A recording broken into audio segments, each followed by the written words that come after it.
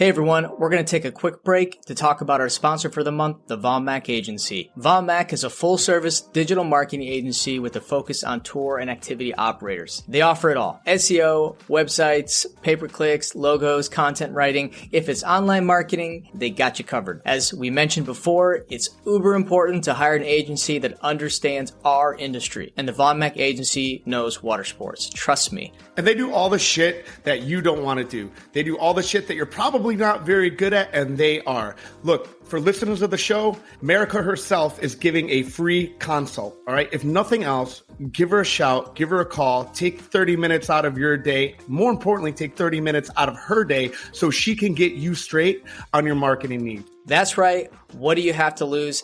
Head to VonMackAgency.com and go to the Contact Us page to get started. Again, VonMackAgency.com. And most importantly, let them know you were sent by the AWG guys. All right, let's get back to the show. Jamie Storrs, what up, dude? I want to call you Storrs. Jamie Storrs, dude. It is Storrs. So for some reason that says store, but it is Storrs. Yeah, Storrs. And I look back up. Yeah, no, you're right. You got it. It's store or is it stores? Stores, plural. It's plural. STORRS. I forgot to put the S at the end. I'm sorry. Just off to a ripping start here. Fucking pro. All right, so we're episode 105, and we are here with Jamie Storrs. That's Jamie Storrs with an S from Chenmark. Jamie, you're the director of marketing from Chenmark. Is that correct? That's right. Yeah. So today's show, we're going to talk about PR crisis management, which I think this is a great topic because every one of us listening. We never talk specifically about a crisis plan. Like if you have something, everybody that's listening has things go wrong badly, people getting hurt.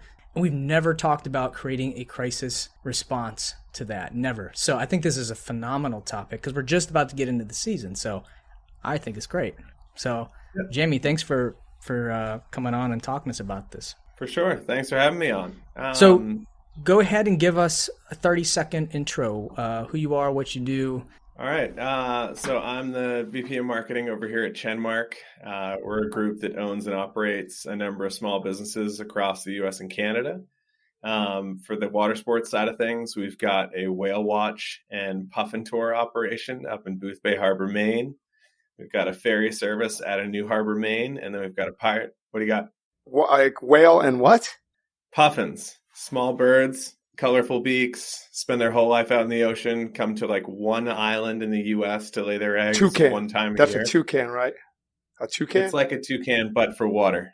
Okay. And then, down in Destin, so your neck of the woods, we've got the pirate ship, obviously, and Southern Star Dolphin Tours. So, I found out about you guys probably 2 years ago when I started up over here and realized that I didn't even know what I didn't know about the water sports and boat tour industry. And so, reached out. You guys thought I was a spammer robot on LinkedIn, but finally convinced you at the forum that I was real. I certainly did. No, it wasn't a spammer. I didn't understand what Chenmark was. I thought it was a company that was just trying to. I thought it was. We do get a lot of like SEO people, marketing people that want to come on our show, and I'm like, I didn't see how it correlated very well, between the two, and so I just kind of ignored it. I'm like, I even sent it to you, Kevin, Jamie, and you agreed with me. Listen, at first I did not agree with you. I was like, this could be a good thing, and then, I don't know. He hit our DMs up on LinkedIn, and Jamie's got this picture where he's like wearing a suit and he's got a phone in his hand, and then like we were both just like, initially yes, I was like, that was it. The photo was kind of what led to our suspicion.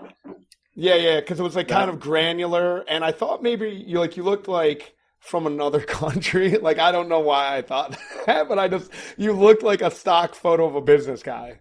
Yeah. What we decided on is that we thought that it was some like Indian guy that took a picture from iStock photo and put it on his profile and was trying to get his, get on our show to sell their product or something. If you could see it, he's like holding a phone like this and he's got like his hand. And it's this kind of like, you would just imagine that it's like hashtag business, but it wasn't. And Jamie has been like a regular in our group now. And yeah, man, backstory on that photo. Backstory on that photo. I was working in the ski industry and felt like I needed like a professional looking LinkedIn photo. And so that's like a groomsman getting ready photo from a buddy's wedding like 12 years ago. It was like, you know, one of the only suits I had at the time. And I was like, this looks vaguely business. I'll use this one. But have since changed it based on your feedback. So well done. Thank you for that. On our haterism. I mean, I think if that photo would have at least been a mobile phone, I think maybe we would have changed our mind a little bit, but yeah, it was the full corded, like twisted cable. Yeah. The Zach Morris mobile phone, like the fucking big one with the big antenna on it. And he's like, I thought that's what it was. So, dude, a little bit of let's real quick, man. Like, what is it? So let's just give the people like a quick what Chenmark is, and then what you do there. So let's do that a little bit. Yeah. So as I said before, Chenmark is we are a group that owns and operates a number of small businesses around the U.S. and Canada. So most of the time we're working with owners that are looking to retire and sell their business that, you know, don't have an existing transition plan in place. And so we can be a place, we can be a group that can step in, help them through that transition, purchase the company. And then our plan is to run the company permanently and forever. I mean, we have no plans to sell any of the companies that we own. So in theory, I mean, we say 30 to 40 years, but in reality, our plans to then run them forever. So what I do here is I'm kind of essentially like a marketing consultant for hire for free for our companies. So when they have a marketing project program, when they need to find a new marketing agency, anything vaguely marketing related, they'll tap me and I'll hop in and help them through it. Your position there is marketing, and you on the topic of the show today is a crisis plan. So how do those two things like go hand in hand, like marketing and crisis plan? Hey everyone, we're going to take a quick break and talk about our sponsor for the month, TourScale. TourScale offers 3 different franchise models designed to work alongside your existing business. They are all manufactured right here in the U.S. and include everything you need to launch your new business, including web, marketing, analytics, and data to automate your tour operations. Let's talk about the different options they offer. Trolley Pub is a 16-seat pedal-powered bike. Next is the Paddle Pub, a 26-passenger U.S. Coast Guard CO-wide cycle boat. And lastly, the Tiki Pub, which can be built for 6, 20, or 30 passengers. Hit up my boy Kai at tourscale.com. That's KAI at tourscale.com, or give him a call at 888-753-7507 and ask for Kai, or hit me up in the DMs and I'll give you his personal phone number. And we can talk all about how I saw one of Kai's pedal pubs at Arrival, and I thought it was super cool. And when we got into the weeds a little bit, Kai kind of explained to me the differences between their product and some of their competitors' product, and why it was so important that this stuff was being sourced here locally, and I couldn't agree more. You'll also notice a lot of this stuff is called Pub, and which is 100% on brand with what I'm all about. Getting your people out safely, and a model that promotes safety by having a captain or somebody driving the vehicle that you're in while you're having some drinks. And I couldn't be more on board with those ideas. So hit up Kai at TourScale and talk to him. Let him know Kevin sent you from the Awkward Watersports guys, and maybe he'll kick me back like a kickback or something, which would be dope. All right, guys, let's get back to the show. So marketing communications often get lumped in kind of in the same bag. My previous experience, my last role, I was working in the ski industry. I was running communications for 17 resorts across the East Coast and Midwest. And with that, we were skiing 2 to 3 million people a year. And when you put 2 to 3 million people through a number of ski resorts, you're going to have a number of crises. People are going to hit trees. People are going to hit each other. People find all sorts of interesting ways to get hurt.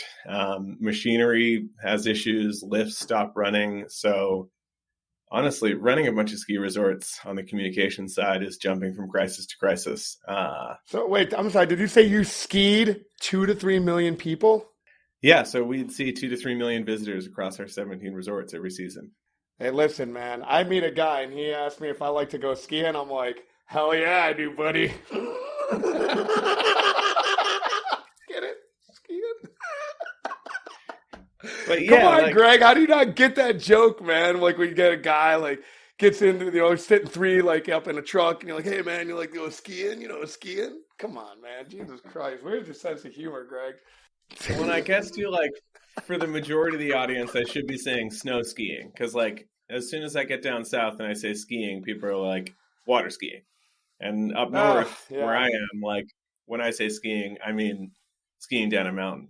But so like my background's in public relations and communications. I've been doing that for the better part of 15 years off and on, and really in the ski industry was where I started doing the crisis side.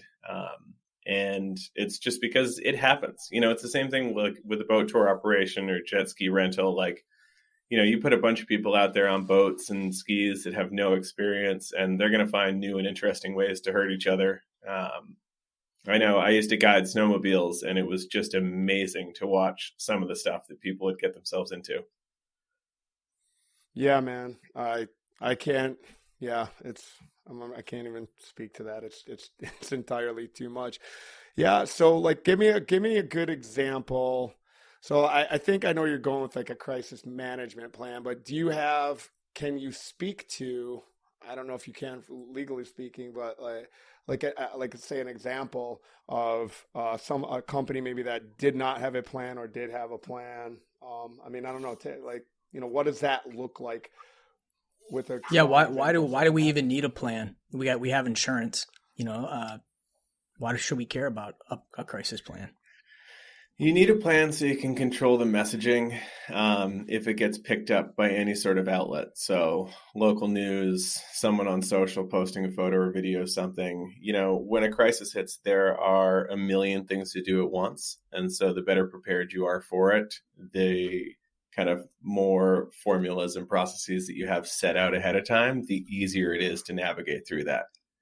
Because, as you guys know, like, say you have an injury on a tour, like there are a million things at once. All of a sudden you're coordinating a potential ambulance, you're coordinating with the Coast Guard, you potentially have the local news knocking on your door. And so the more you can set up ahead of time, the more you can kind of just go to the book and say, okay, this happened. This is what we're going to do. This is what we're going to say. And we're going to get through this. Last year when we had these big events happening at Crab Island, unsanctioned events, just massive amounts of people, experienced boaters. I was the president of the Watersports Coalition at the time, and a lot of the operators got together and decided to just not rent that day. And it was perceived by some of these folks attending these parties that we were being racist. And I got named as the head racist because I was president of the coalition, and the social media. It's because you're so pale and white. I know. You have no tan. I got labeled as the head. I got labeled as the head racist of this whole plan to not rent. Obviously, the messaging, we got with the news, and they wrote some articles to kind of help with it. But in that case, it was a crisis plan. Like, this is my livelihood, and I'm being called names that I had no idea they even knew who I was, but it was a big deal. So you tell me this, Jamie, this is the way I handled it. The way I handled it, and since I handled it like this, we've put it now into our company operating procedures of how to handle crisis.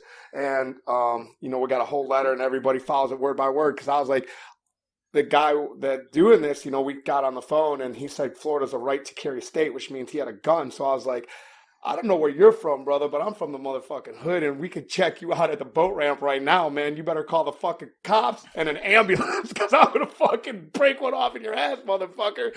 I don't know that that's the way to fucking handle shit, but that's the way I handled it. And might have got us on the news. I don't know. I was really pissed off, man. So, you know what I mean? Kevin's the reason why I got called the head racist. Yeah, I was going to say, doing you no favors there.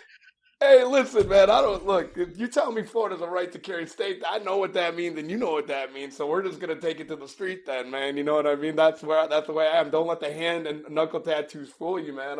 You know what I mean? I'm a fucking street guy. You know what I mean? So, but anyway, you do not want to do that is Nope. not the way we're gonna handle that crisis ever again. In fact, I'm not allowed to speak to anyone renting our boats anymore.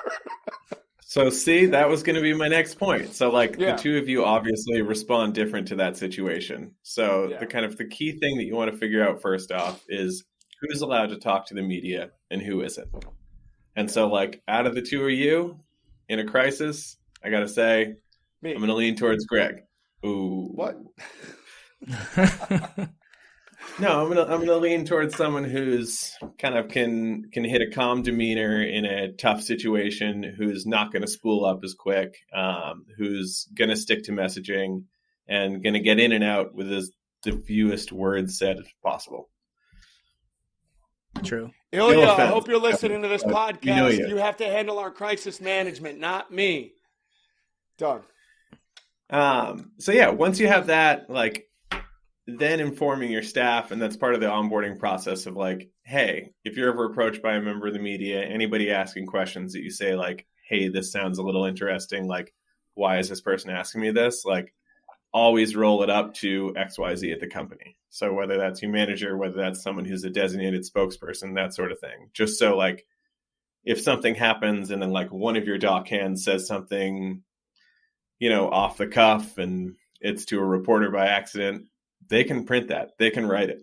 The kind of key thing to remember is anything you ever say to any member of the media can be used in print. There's this like magical thing. People say like, this one's off the record, like, but I'm going to tell you what I really mean. Saying off the record doesn't do anything. There's no magical like, oh, okay, I can't write this now. Like anything you say to a reporter or a member of the media can eventually be printed. So you got to have a healthy sense of caution. Yeah. So we got another example here where yours truly got into trouble. Yeah.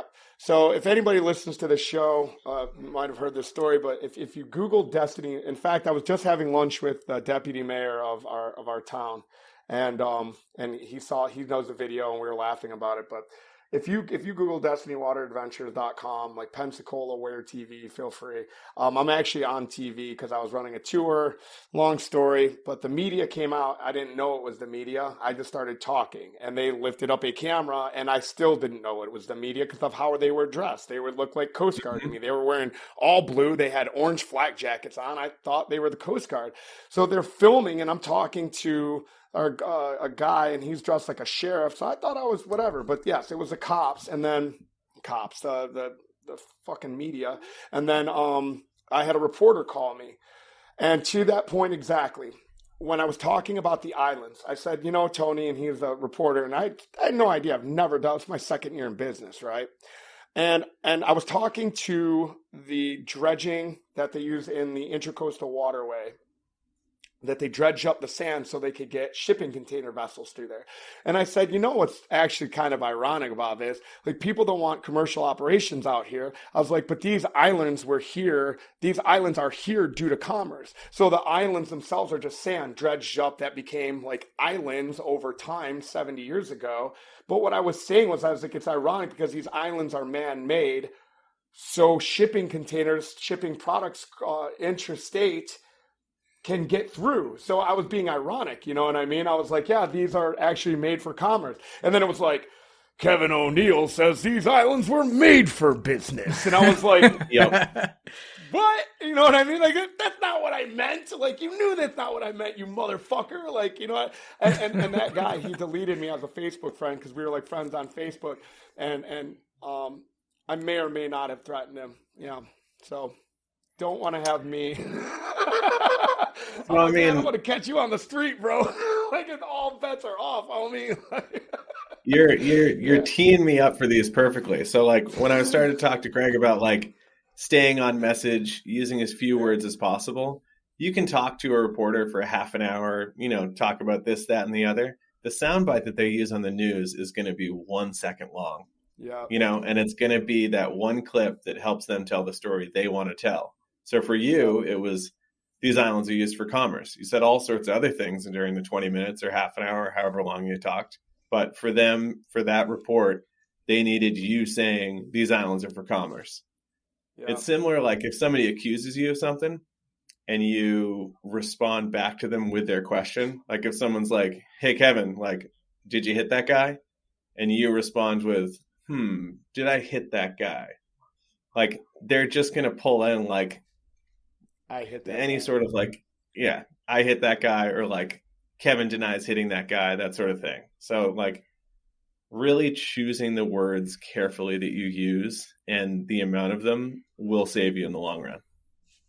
Yeah, because I would be happy, but I'd brag about it. I'd be like, yeah, man, that motherfucker hit the ground like a sack of bricks, dude. With a one shot, I knocked him out cold, dude. You just see him with blood on the floor. It's fucking hilarious, son. You know what I mean? The reporter talking to me had to have been like, oh, fucking yes. You know, this he loved it. He was like, I'm getting exactly what I need here. I'm going to pick and choose, and this is going to be great. He's giving me exactly what I need.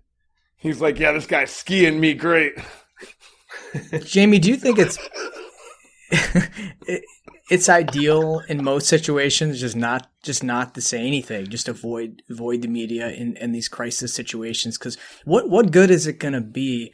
So here's how I see it. Sometimes when there's a situation on the news where something happens and the news wants to get both sides of the story, but one side will talk and one side won't. And then it's almost like they're trying to create this narrative that the side that didn't talk is immediately guilty and responsible for it, but they don't want to talk mainly because their lawyer says not to, or they don't want to potentially put themselves in an even worse situation.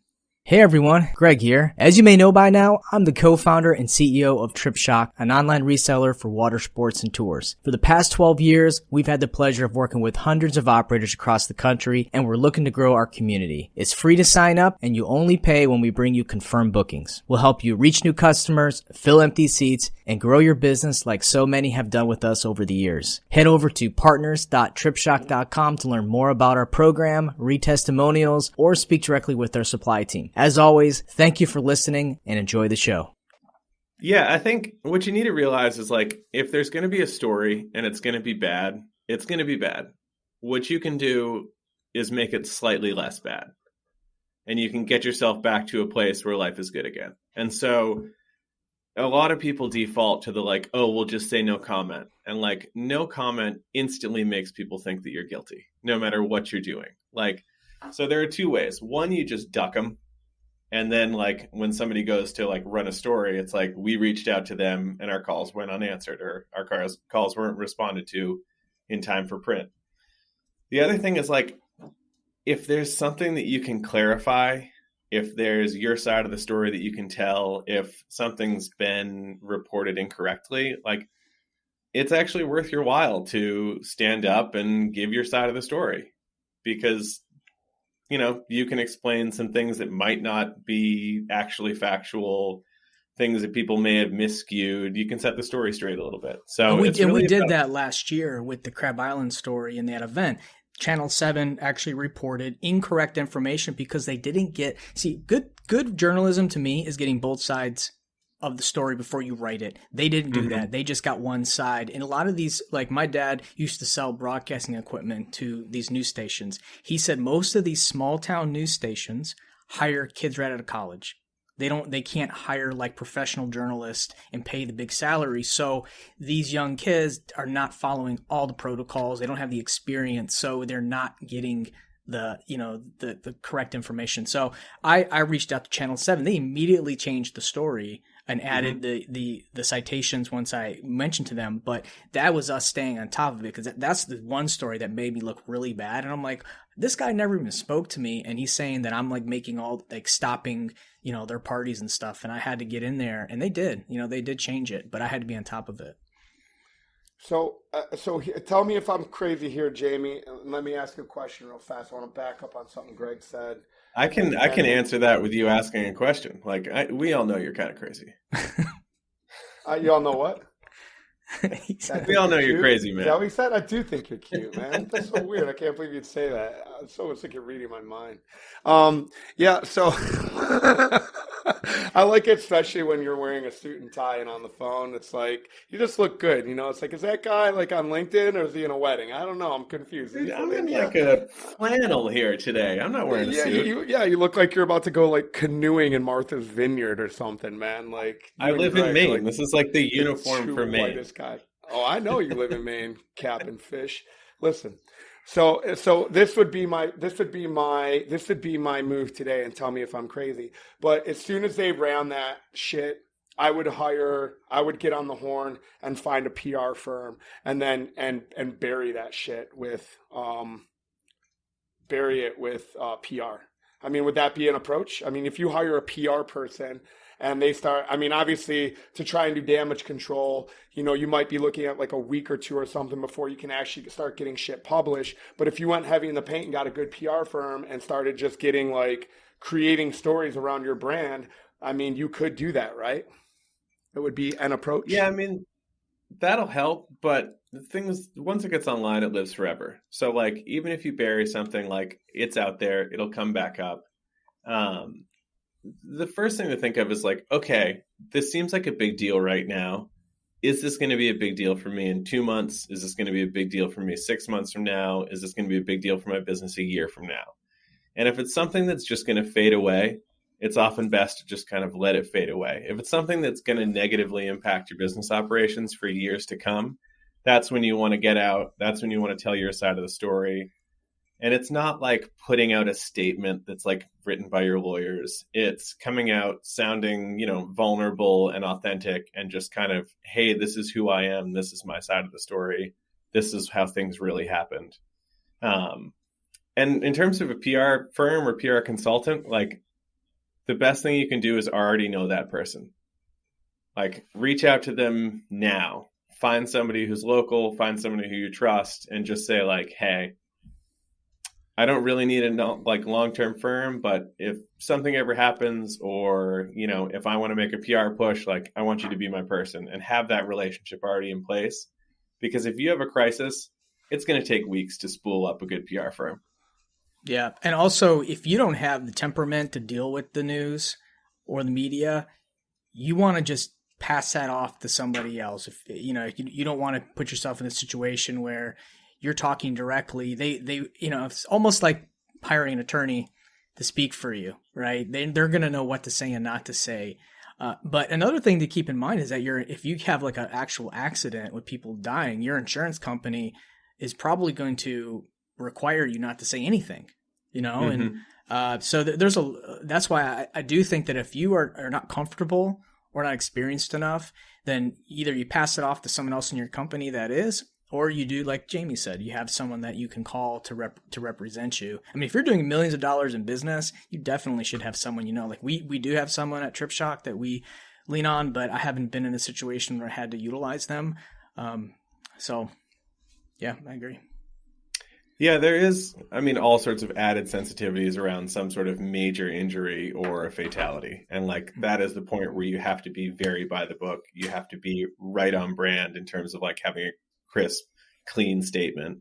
Like for the ski resorts, I think if we had something like a major injury, I think our full statement was about 2 sentences. And it essentially just was confirming that an incident happened on this mountain on this day, and then referring any additional questions to the local police department. Because like if there's ever especially a fatality, like that all of a sudden is an investigation. And so that's something that you want to refer everything to the police department that's handling that. You don't want to speculate on that. You don't want to talk details on that. That's the best way you can get in trouble. So if it's ever like, God forbid, a fatality, push everything to the local law enforcement that are handling that. They have a spokesperson. They have the expertise to handle this, and it's really on them. You'd just be speculating at that point. Dude, it's certainly a lot, man. I mean, I definitely at one point, like I still have my headphones in, but I walked over to my board and I put that down on the big board of, my to-dos is add a crisis plan, man. And like, even just operations, like not just from a PR standpoint, but like, season is coming, hurricane season, like, my guys know what to do to try to stop, like as far as like CPR and what to do if somebody gets hurt on the dock, you know what I mean? But they know who to call. But is it standardized? It's something that like everybody, like a piece of paper that everyone, or a document, a living document that everyone can get their hands on and know exactly what to do. And they're actually trained on, you know, not just what to do, but they're trained on like how to handle it as far as, you know, from if there were to be news comes up or cops show up or Coast Guard comes up and all this sort of stuff that we do have to talk, you know, to have that actually down and a system and a process for it. Like, it sounds crazy that to think that like probably most operators, while we do have emergency systems follow, that there's not like, this is like, there's definitely a way that we do things, but I don't have like something like written down, like a document inside a handbook, how to handle each situation, like, you know, like clockwork. And yeah, we that's don't have that either. In the mix, man. Yeah. You know, I think training is one thing, but really I think all your staff members need to just know one thing, is that if there is a crisis, you know, defining crisis as an injury or something major happened, maybe like the founder is accused of, you know, some crime. But if there is a crisis in the company, that they at least know not to talk, you know, to relay all of those questions to someone in the company, whoever that you're going to appoint as your main person. I think that's the only thing that everyone needs to know right now, is to at least so they understand that, like, what do you do? Because I can only see someone getting a call and saying, "Hey, I heard your owner just got arrested for a DUI." You know, what? And then they start asking stuff. And a 16, 17-year-old kid is just probably going to start blabbing off, you know, and that's dangerous. So I think that's the only thing that, you know, if you're going to take away one thing from this podcast, I'd imagine that would be it. You know, Jamie, is there anything else that you would agree with? No, I mean, you're dead on. Like, designate who that point of contact is for the media and inform your staff of like, hey, if anybody ever reaches out, everything rolls up to Greg, you know? Because then they know, like, not kind of, because otherwise, like, people like to talk. A reporter's going to come in and start to ask questions, try to get a conversation flowing, try to get as much information out as possible. And if your staff is there just ready to go, hey, I'm sorry, I'm not supposed to be talking about this, I'm going to refer you to my manager, Greg. Like, that's the best thing that they can do. Because then the next thing they can do is call you afterwards and say, hey, Greg, this just happened. This is this person's contact info. They're going to be getting in touch with you. And after that, it's up to you to come up with a plan of, do you want to say anything? Do you not? What are you going to say? What are your key talking points going to be? And just kind of getting yourself prepped and ready for that eventual conversation if you're going to have it. I personally, when I'm getting contacted by the media, I really don't like to have phone calls. I'd rather communicate via text message or email, because when you're on a phone call, you know, you get into a rhythm talking and it's easy to fuck up. Mm-hmm. So, absolutely. You know, when I'm talking to there's a couple of reporters that I talk to on a regular basis, I always do it through direct message, always, because I can manage what I'm going to say, and I know that if they report something, use a quote from my text message with them, I know what they're going to put. But when I'm talking to them over the phone, I can't say, "Oh, well, I never said that." I can't go back on that.